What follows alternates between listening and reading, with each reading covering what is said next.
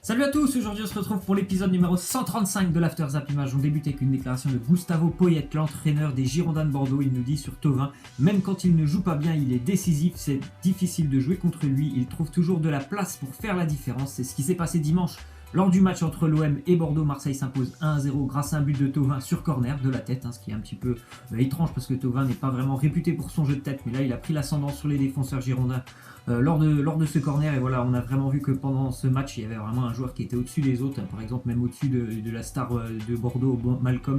C'est Thauvin, il est vraiment exceptionnel depuis le début de l'année, c'est lui qui crée tous les décalages au niveau du jeu de l'Olympique de Marseille, c'est par lui que passent tous les ballons du côté de Marseille, et voilà, c'est vraiment un joueur extraordinaire en cette saison pour l'OM.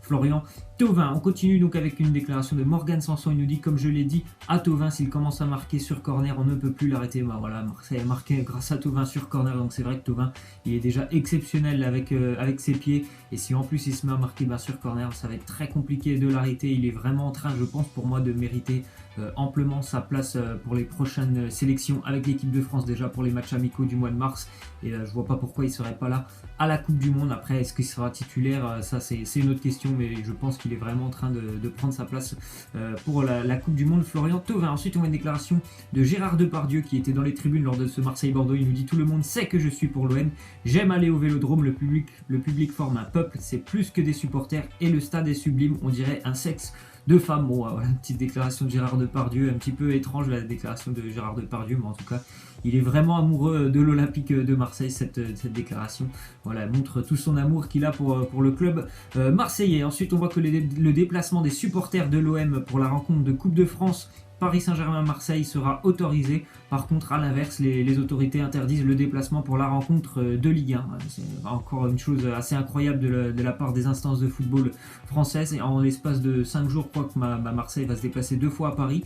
Il y a un déplacement des supporters qui est autorisé pour le match de Coupe de France, mais pour la Ligue 1, ils ne peuvent pas y aller. Allez chercher, allez comprendre pourquoi les instances sortent des choses comme ça. Même moi, je ne peux pas vous répondre, parce que c'est quand même un petit peu bizarre. Ensuite, on a une déclaration de Bruno Genesio, l'entraîneur de Lyon. Il nous dit: je dirais qu'on manque trop d'humilité pour le sport de haut niveau.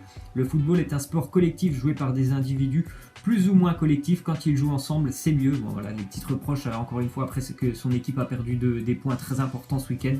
Du côté de Lille, les Lyonnais menaient 2-0 assez facilement. Ils avaient vraiment le match en main. Ils se sont écroulés dans les 20 dernières minutes du côté de Lille. C'est vraiment dommage pour Lyon, parce que là, le trou est maintenant fait avec les Monégasques et les Marseillais au classement de la Ligue 1. Donc Lyon va devoir vraiment plus trop faire d'erreurs jusqu'à la fin de l'année s'ils veulent accrocher une place en Ligue des Champions. C'est la 3e fois de l'année que Lyon perd des points après avoir mené 2-0 dans un match. Donc voilà, il y a certainement aussi, comme le dit Genesio, un petit problème d'humilité du côté des Lyonnais. Ensuite, on a une déclaration de Zidane. Il nous dit: nous allons examiner la blessure de Marcelo ce lundi. Lui dit que c'est peu de choses, nous allons voir dans les prochains jours. J'espère que pour Marcelo et pour le Real Madrid, c'est pas une blessure musculaire, parce que ça pourrait vraiment empêcher la présence de Marcelo lors du match retour face au Real la semaine dans 2 semaines. Donc on verra, on en apprendra certainement un peu plus aujourd'hui ou demain. Ensuite, on voit une déclaration d'Eden Hazard. Il nous dit: c'est bien d'être comparé avec les meilleurs de tous les temps, Messi ou Ronaldo, mais je suis complètement différent. C'est bien aussi de la part d'Eden Hazard d'être tout à fait lucide. Il n'a pas vraiment le même style de jeu que Messi ou Ronaldo.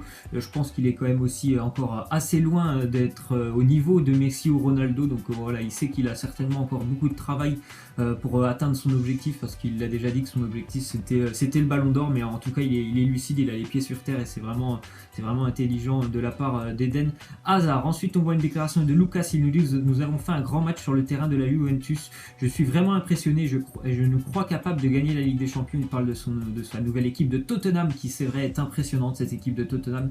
Je ne pensais pas qu'ils allaient sortir un match comme celui qu'ils ont sorti la semaine dernière du côté de Turin. Ils ont fait vraiment une grosse prestation en dominant largement cette équipe de Turin. Ils auraient même pu s'imposer, les joueurs de Tottenham. Donc c'est vrai, je ne sais pas s'ils vont aller jusqu'au bout en Ligue des Champions, mais en tout cas c'est une très très belle équipe, et je pense qu'il y a pas mal d'équipes qui vont avoir peur, si Tottenham passe, de les tirer au prochain tour, parce que cette équipe est vraiment impressionnante et je pense qu'elle est un petit peu sous-cotée. Ensuite, on voit une déclaration de Marc-André Ter Stegen. Il nous dit pour Coutinho, c'est un peu plus facile car il parle déjà l'espagnol. Dembélé a besoin d'apprendre la langue le plus vite possible, de bien se sentir dans le vestiaire avec ses partenaires. Alors pour Dembélé, bon voilà, tout le monde sait, hein, depuis le début de l'année, il a joué que je sais même pas s'il a fait 2 ou 3 matchs avec le Barça, avec ses nombreuses blessures. Et en plus, c'est compliqué pour lui, il parle pas espagnol, il a du mal à s'intégrer au sein du vestiaire. Visiblement aussi, on apprend qu'il a une hygiène de vie qui est un petit peu, qui laisse certainement un petit peu à désirer. Donc c'est peut-être aussi pour ça qu'il a été de nombreuses fois blessé. Donc certains médias espagnols disent qu'il devrait s'inspirer de Samuel Umtiti, qui a vraiment une hygiène de vie parfaite, Samuel Umtiti. Donc pour Ousmane Dembélé, il commence à y avoir pas mal de critiques en Espagne. Tout le monde, bien sûr, déjà attend son retour, mais attend surtout qu'il prenne conscience qu'il est arrivé dans un club où il a une exigence importante au niveau physique et une exigence aussi d'être présent sur le terrain et d'être bon. Donc il va falloir vraiment qu'il s'habitue au style de vie espagnol et qu'il change un petit peu son hygiène de vie, Ousmane Dembélé. Ensuite, on voit que le Real Madrid serait prêt à se séparer de Gareth Bale et de Karim Benzema dès le prochain mercato, parce que déjà il y a Marcos Asensio et Lucas Vazquez qui pourraient tout simplement les remplacer et qui sont déjà au sein de l'effectif du Real Madrid, et donc bien sûr aussi au niveau du rendement.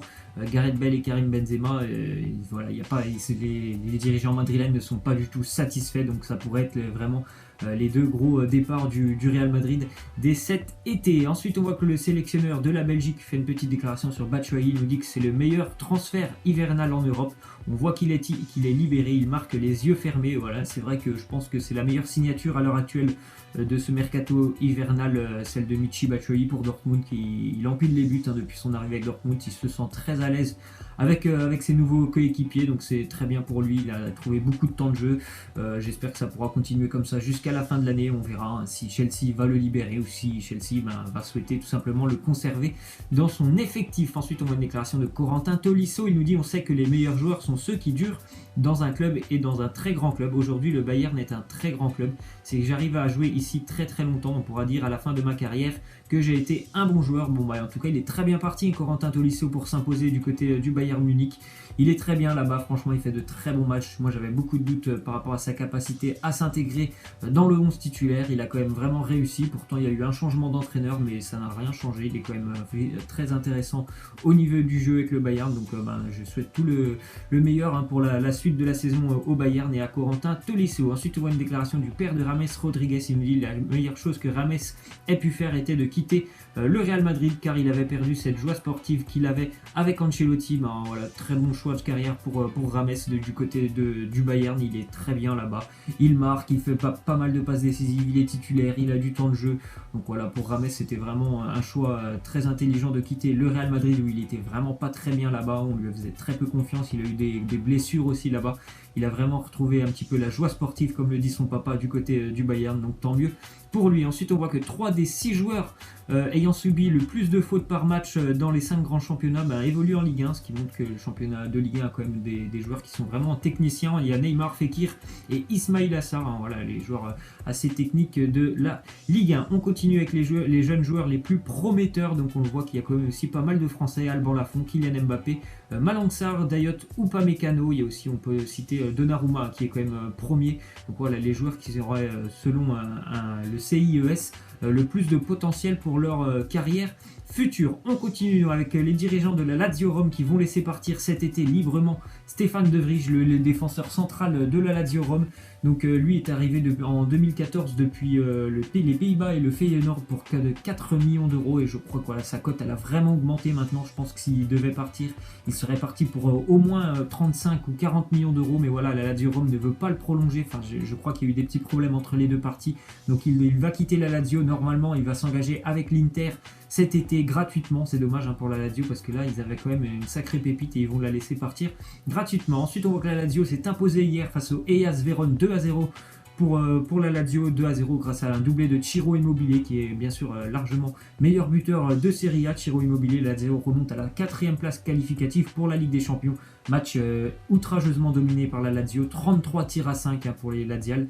Donc victoire de la Lazio qui remonte à la 4e place. Ensuite, on voit que Jordan Amavi fait une petite déclaration. Il nous dit: jouer avec les Bleus, c'est un rêve qui s'est réalisé. Faire partie du groupe qui ira à la Coupe du Monde, ce serait magnifique, même si je ne dois pas jouer à la Coupe du Monde. Donc pour Amavi, je pense qu'il a vraiment des chances d'être présent à la Coupe du Monde. Après voilà, une belle déclaration parce qu'au moins il ne va pas faire la tête, si on va dire, s'il ne joue pas. Il a envie d'être déjà présent dans le groupe, ce qui serait déjà magnifique, de participer à une Coupe du Monde. Même si tu ne joues pas, c'est déjà extraordinaire de participer à une Coupe du Monde. Donc voilà, belle déclaration de Jordan Amavi. On va terminer avec cette petite image de l'Atlético Madrid, l'Atlético qui a encaissé seulement 9 buts en 24 matchs de Liga. Je vais vous demander mon top 3 des meilleures défenses des 5 plus grands championnats, on va dire. Donc pour moi, déjà, il y a l'Atlético qui est dedans, la Juventus, et j'ai un petit... Franchement, j'hésite entre deux équipes, mais je vais plutôt privilégier le Barça cette année. J'ai hésité aussi avec Manchester City. Donc pour moi, l'Atlético, la Juve et le Barça sont les meilleures défenses cette année. Vous pouvez me laisser, vous, votre top 3 des meilleures défenses des 5 grands championnats. Voilà, c'est la fin de cet After Zap Image. J'espère que ça vous aura plu. N'hésitez pas à lâcher des likes, à vous abonner.